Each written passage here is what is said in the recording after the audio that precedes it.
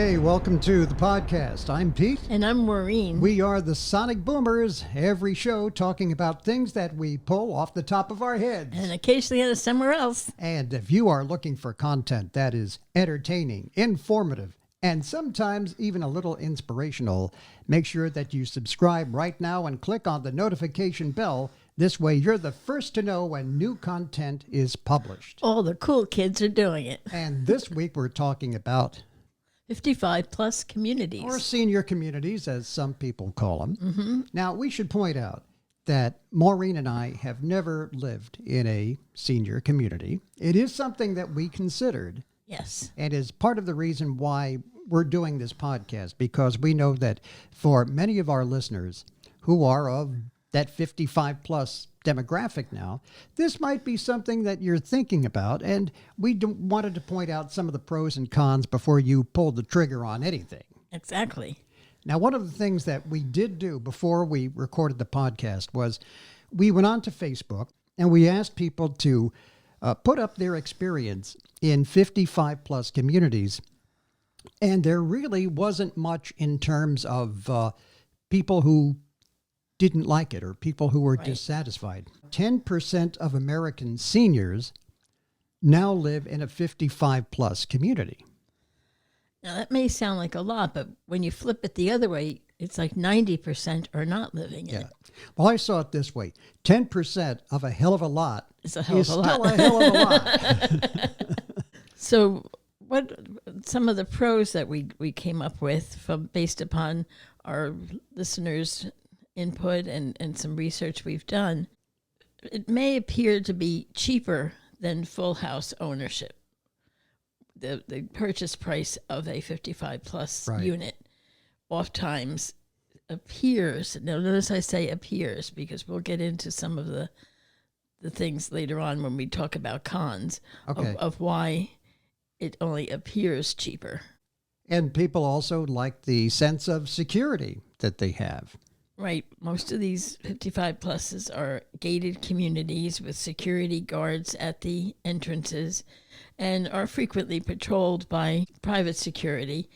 And the chances of a random person getting in there and ripping you off or breaking into your home is pretty much diminished. Sometimes it's pretty damn hard for your visitors to get in there. I'll tell you that. We have a friend who lives in a 55 plus complex.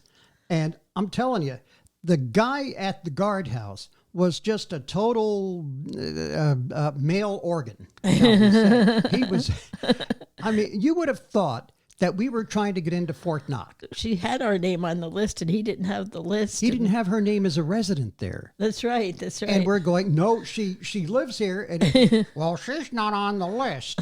You can't come in.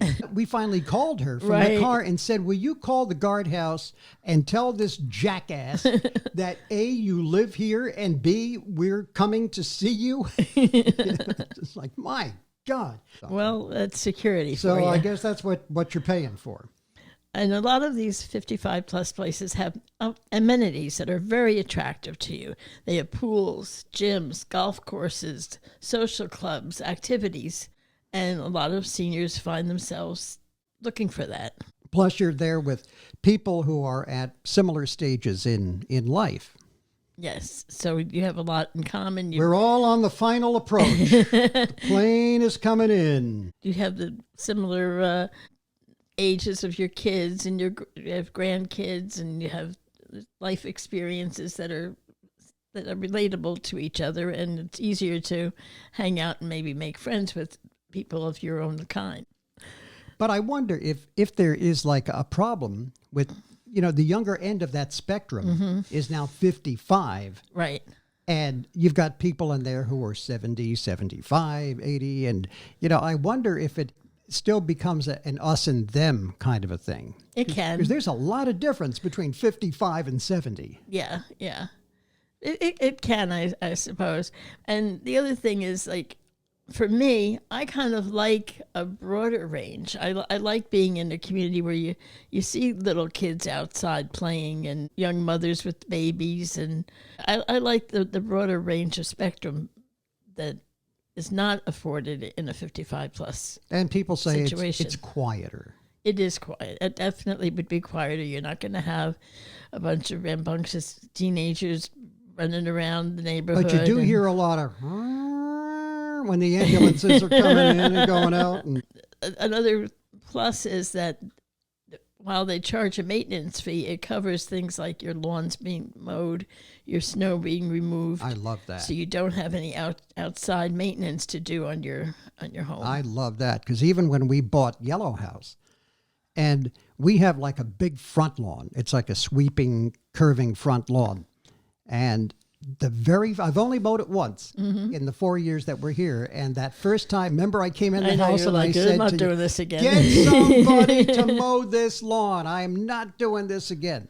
And we found somebody, and it's great. And we did. It's great. So I mean, and it's not as, and the person that does it, it's not as expensive as the homeowner's fees that are in a 55 plus no. place. So we're ahead of the game. And if it snows, we have a snowblower. Yeah. With them being responsible for the exterior of your home, it then ensures that your community stays attractive and people aren't letting their homes go to pot. So it kind of maintains the integrity That of is your a curb problem. appeal.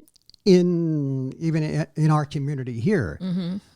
there are some people that their houses kind of need a little TLC, Mm-hmm. and I feel badly for the guy that lives next door to him. Sure, sure. There's one house in particular that I'm thinking of, and I'm not going to say where it is, but the thing is a freaking eyesore. And if I were the next door neighbor, I think I'd be camping out on this guy's lawn or something until he did something, because it's pretty bad. Well, if you really care if it's an next door neighbor, you could go over and offer to help them. Now, why would you do something like that? And these places are generally located in warmer areas and near all the things that seniors want and need, like shopping centers, hospitals, doctors, cafes, restaurants, hospitals, doctors. And, oh, did I say hospitals? Yeah, you did. Once or twice.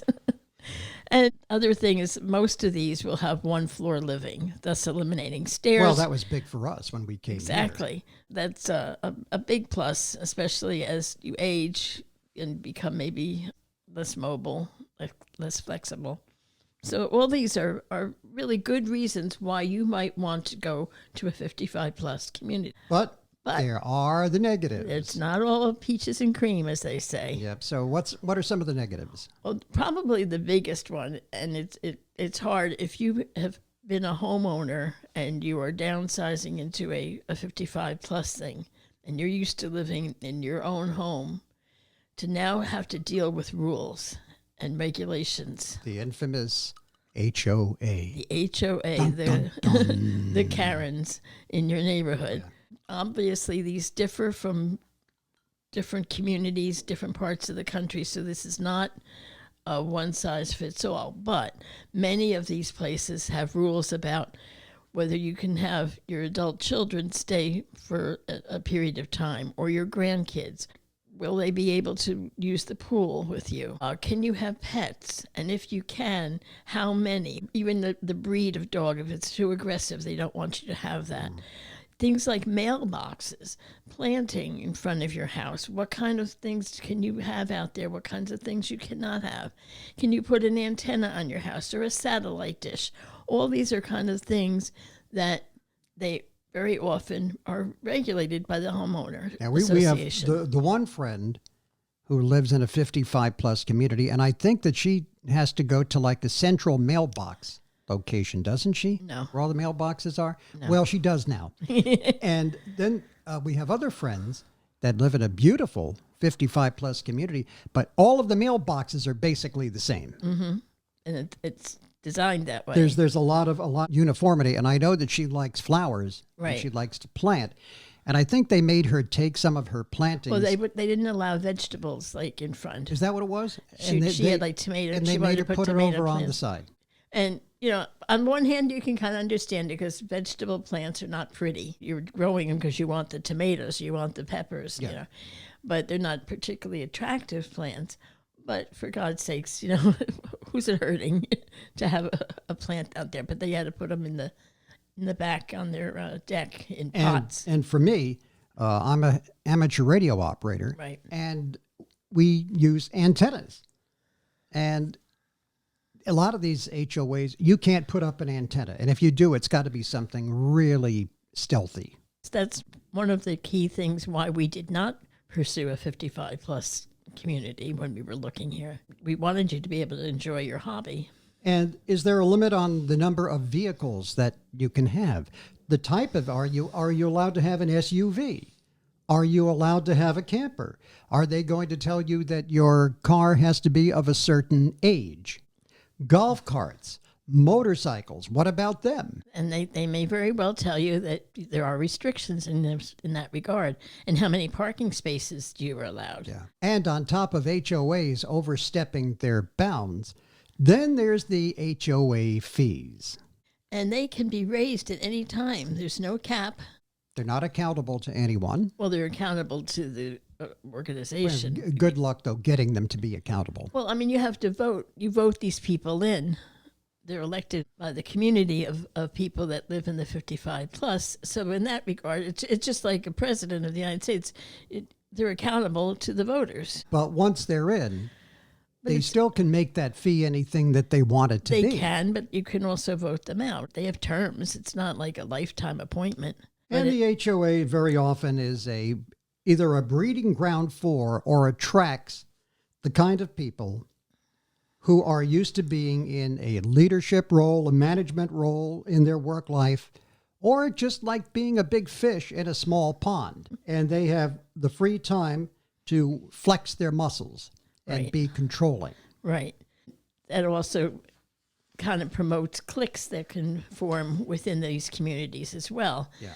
The active people who are going to the pool and joining all the clubs and running things versus the people that are maybe more insular and choose not to be involved. It's like the ins and the outs again, like And you you'll said. find people that, well, he was allowed to have vegetables in front of the house. How come I'm not? How come he got to have a nicer mailbox than I, and you made me get a different kind of mailbox? Well, he's in with the in crowd. Well, I don't think it's so much that because these rules are on the books, and if that's what they require, that's what they require. But I think what the cliques come into play more like you go to the pool and you're looking for somebody to chit-chat with and hang out with, and they freeze you out. Or you want to join one of their social clubs, and you're not part of the in crowd, and you'll go there and you'll sit alone like a wallflower at the table. Because I know our friend told us that in her community, one of the things that keeps coming up at all of the meetings of the HOA is, why can't my grandchildren come to the pool? And a decision was made, no kids, because of liability. Exactly. And apparently this woman this is like constant with her. Why can't my grandchildren come to the pool? Why can't they come to the pool? And that's the kind of stuff that you're going to run into there. Very likely possibility. Again, it depends on the rules of your particular. I mean, and it's a valid point. You like to see your grandchildren, but there's a lot of legal stuff that goes on in running a community like that, and liability. And one of the big jobs is the management of liability. While they may appear to be the bad guys, many times it is a valid concern. As population of the country is aging, and there's becoming more. I did notice that. And there's becoming more and more people in that 55 plus age bracket that are looking for homes. These communities are being built in record numbers all over the place. Competition between the different communities that are being built as far as who offers the best amenities, who's got the nicest unit.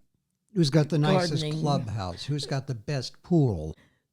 Naturally, people that are looking for that, they're all within the same areas pretty much, so they have the choice.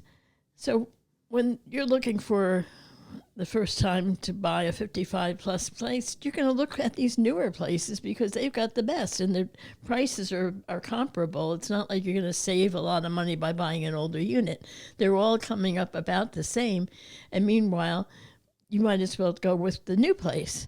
That's logical and well thinking. But what does that mean for the person? Like, say you bought the house now. 20 years from now, Sometimes it's 10 years. you won't be able to 5 give it years. away because there's an even newer and nicer and better Exactly. 55 It'll plus be, or at community. least it'll be harder for you to sell. As we get older, I feel like that's a common thread tonight, but, Well, in case you didn't check the mirror lately, We are older. Indeed getting older. But I'm still cute. adorable. All right. Just hold it there. All right. How you doing? Well, anyway, as our needs change, let's put it that way. When you're 55 and you buy into this community, oh, the pool, the gym, oh, that's going to be great. And maybe for a few years it is. Now maybe you're 80 and you're using a walker and maybe you need a cane and maybe you even need some help getting around.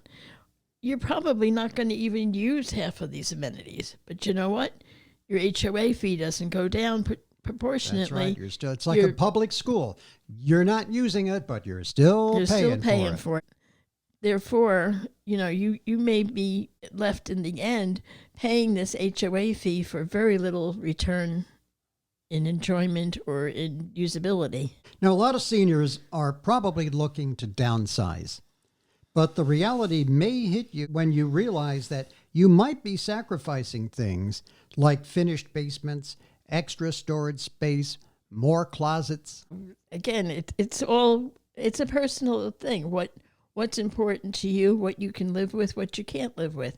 But a lot of times you have more storage in your house than you even realize. And then when you suddenly have to pack it all up and move to a smaller spot, it suddenly is like, oh, Yeah. and where are we going to put all the Christmas tree and the Christmas decorations? And oh dear, the lawn furniture and the snow blower. What do we do with it? So we have some suggestions Exactly. before you pull the trigger on that 55 plus community. And probably the most important thing that anybody should do, even when you're buying a regular house, is read the paperwork, read your contracts, Look at your covenants and and I would say have a lawyer review it, because a lot of these things are written in legalese that exactly. you may not understand. So hire a lawyer, spend the money, Well, I and think have you it would do reviewed. that. You would do that anyway. But some of the things that you might be looking at is, when was the last maintenance done? If this is not a brand new site that you're buying, when was the last maintenance project done? Are they ripe for a new improvement project coming up soon? You might buy the house and 2 months later get hit with a $5,000 assessment because we are Improving repaving, the all facilities, the sidewalks have to be redone, or we're going to add on to the hall or whatever. When you own a home and that happens, there are upgrades in your town, in your community, there are a lot of people to amortize the cost of that Exactly. project. But when you're in a 55 plus community, that's a pretty tight number of people. Yeah, it's it a might be small a few number of hundred people, and those costs are going to be distributed amongst you. Exactly. And maybe you're taking a little bit more of a bite out of that sandwich than you want to. And you should probably look at the minutes of the HOA meetings and see what kind of things are being discussed. Are they things that are important to you, or are there things that you have an opinion about? Like you mentioned the woman with the grandkid in the pool. Mm-hmm. Now, if you don't have grandkids, or your grandkids live out in California and you have no connection where they're going to be coming, it may not be important to you. Same way if they're talking about whether or not we are going to have a bridge club and you don't play bridge, you probably don't care. But a lot of the things that they're talking about in these meetings may be important to you and may not be. Yeah. And you should probably evaluate where their heads are at and whether their thinking aligns with yours. Some of the things may wind up being penny ante BS. Exactly. Yeah. And so you want to kind of look into that and make sure that, again, that they're thinking like you're thinking, so that you'll be happy. we kind of hinted at this before. Are they aggressive about enforcing and collecting fines, or is it a kind of a nod, nod, wink, wink? Say, listen, Morty, we really we have a problem with the mailbox out in front of your unit. So do you think maybe, you could like switch it to something else? We would really appreciate that. Or they show up and they fine you Right. because they don't like your mailbox and you better pay up or you're out of here. Exactly. And it can go either way. It can. And when you're ready to sell, you don't want to get hit with a list of fines that, oh, well, we've been keeping track and now you're selling your property. And you know what? You've been here 5 years and you owe us $15,000 in fines. Yeah, they really can do pretty much anything that they want. And your HOA fees may seem to be reasonable. I've never looked at any place where I would say, wow, these are really low. I go as far as to say reasonable, but that could change in the drop of a hat. Exactly. So it's a cautionary tale, and you need to weigh it all, and maybe you'll come out and you'll say, I don't care, this is perfect for me, and maybe you're going to say, you know what, maybe not. And most of the people that we've heard from are really happy in their 55 plus community. But for Maureen and I, at least in this stage of our lives, we really don't think it's quite for us. Exactly. And probably won't be at this point. Well, I don't want to move again. Yeah, we don't want to do that again. If you listen to the previous episodes, you know what we went through, so we don't want to do it again. Hey, we want to thank you for joining us on this edition of the Sonic Boomers. And if you have suggestions for future shows, you can send them to us at thesonicboomers@aol.com. That's thesonicboomers@aol.com. And until next time, I am the ever attractive for an old guy, Pete Torriello. And I'm his adorable wife, Maureen. Goodbye. God bless you. Thank you for listening.